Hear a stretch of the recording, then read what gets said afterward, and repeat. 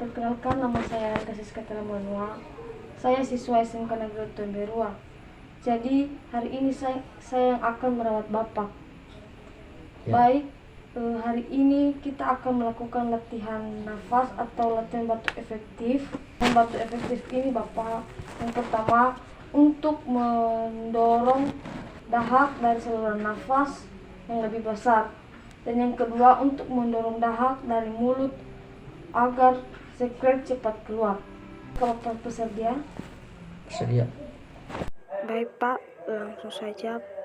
Permisi ya Pak, saya ambil bantalnya dulu. Bapak maju sedikit mundur lagi. Nah, saya kasih bantalnya di sini ya Pak. Nanti Bapak akan melakukan latihan nafas sebanyak 3 kali secara pelan-pelan, ditarik melalui hidung dan juga dikeluarkan melalui mulut. Jadi silakan dimulai Pak. Tarik Pak, lalu buang secara pelan-pelan dari keluar dari mulut, lalu tarik lagi Pak, dibuang secara pelan-pelan Pak, tarik lagi,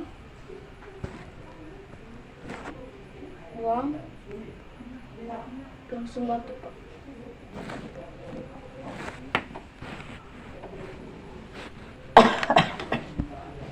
Oke, baik Pak, terima kasih. Sekian untuk hari ini Pak, terima kasih atas kerjasamanya. Saya permisi ya Pak. Ya.